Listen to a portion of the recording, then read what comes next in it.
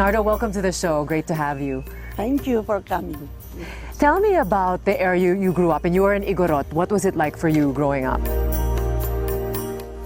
I grew up in the village of Bisao, about 8 kilometers from Sagada. At that time, 8 hours from Baguio.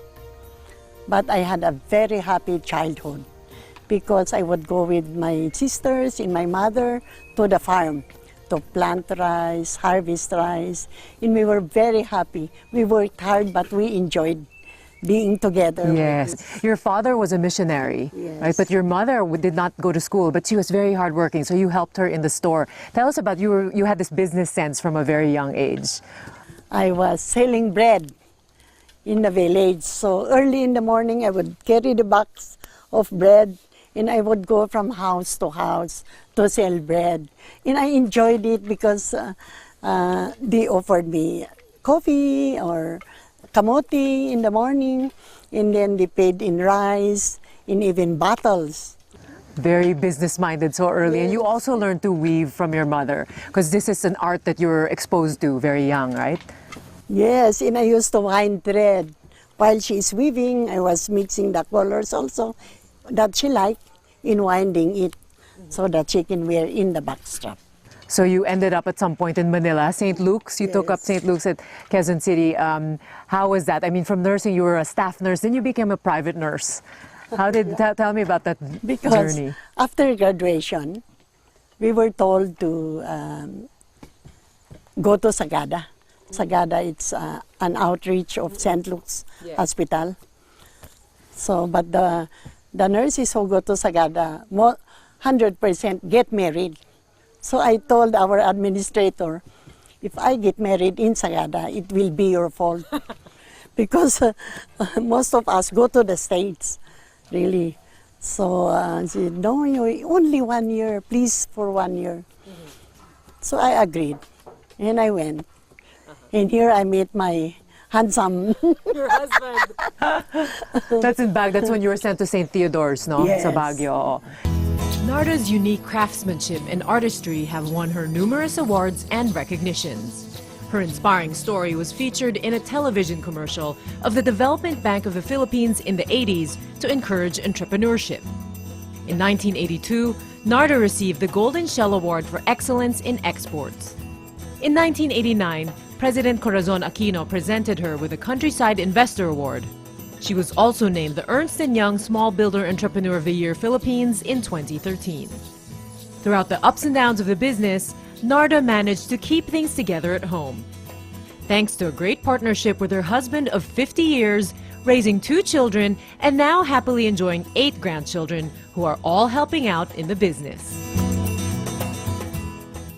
What was the experience when you were a family planning nurse, giving lectures to the women?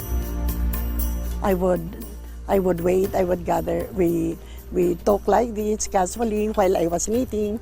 I was telling them about family planning, but we waited for the bigger group. So I would explain all the methods. Natural method, we give pills, we give IUD. They come back pregnant. There was even a baby with the IUD. So I felt, wow. So overpopulation was a problem then already. Yes. Yeah. So I said, what do you do? What else do you know aside from making babies? And one mother said, I know how to weave better than what you are doing. You give me the thread, I will weave, I will not get pregnant. So I said, yeah, here. She comes back after 3 days, beautiful blanket with 5 more mothers. Mas maganda pa daw kaysa sa weaves mo. Mas maganda sa hand knitting. Tagal-tagal ng hand knitting. So, kami rin, us also, you give thread. I don't have capital. My salary was only 120 pesos a month. And the thread was 35 pesos, the new thread. But you wait, I will look for cheaper thread. So I went around the market. So all this recycled yarn from bonnets and leggings. But so many of the women already wanted to weave. So I went to Manila with my auntie. One of your first big breaks was the hotel business, no? So when you got into hotels, this really expanded the business, right? How did you get into the export business? And then, so we did the Hyatt Hotel. We did beautiful Abaca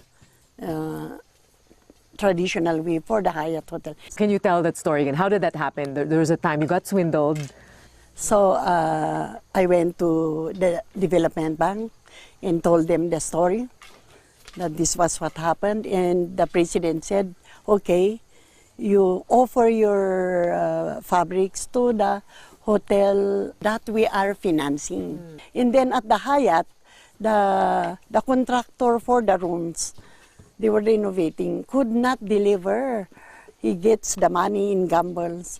And I could not hang my curtains, so I could not get paid. And the manager said, what is your husband doing? I said, he's building our factory, he's into construction. Call your husband to finish the rooms. Perfect. So that you can hang your curtains. Yeah. So that's how we became truly partners. That's great. Through the years, you know, and you had so many struggles. I mean, even with a bank loan, I mean, even with this problem, and then you got sick. There was a when you gave. I got sick. At that time, we were swindled. Even your husband got into an accident, no? Here in Baguio. How did you overcome all these challenges? Ang hihirap nun eh. I said, you know, when we were swindled, I said, I was crying every night. My husband said, we are still young. Let them take over. We go to the farm. That's why we always have a farm. And you always made sure, one thing you're always known for, your reputation for treating your workers with care. You always had this mindset that you will give them what they deserve. And I always tell them the only qualification to work at Nardas is if you are happy doing the work, because it shows in the product. Most of them are still with us. They retire and say, oh, can we work? Because what will we do? Yeah, and they've saved. But this is also a dying art. How are you trying to preserve? This is one of your passions. You're trying to really preserve this art here. That's why our outreach is teaching the communities, the remote communities, and trying to make use of whatever raw material that they have in the area. So Narda, we're in front of your home that was built in 1985. Your husband Wilson built it. Yes, he's not an architect, but he built it without plans. It's okay, small cottage to show our people that you don't have to have a mansion.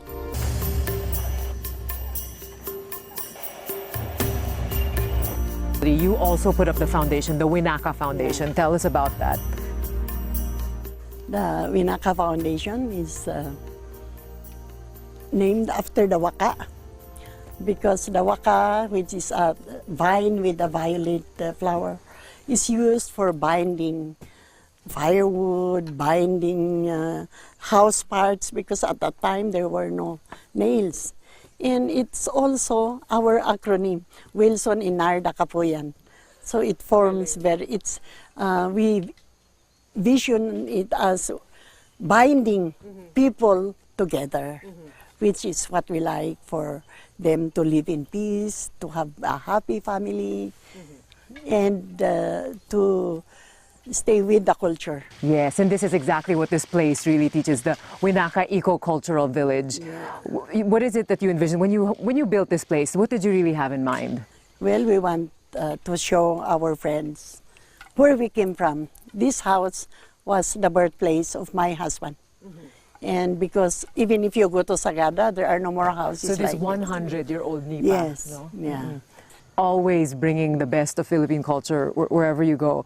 You were also very proud of your Igorot culture, because there was a time when the Igorots were discriminated, seen as uneducated. What is it that you want people to know about the Igorot culture also? Yeah. We want them to respect the Igorots, that we do not live on the trees. You've always said you chose a simple life. For you, this is it, being with nature. Simplicity. For you, what is that philosophy that really you live by? It's still being true to yourself and being good to others. So I think we believe totally, my husband and I, that whatever you do, comes back to you. Another philosophy that you were very drawn to is Brahma To Kumaris. the Actually, my husband says what the Brahma Kumaris is teaching is what we learned in the village, the same principle, karma.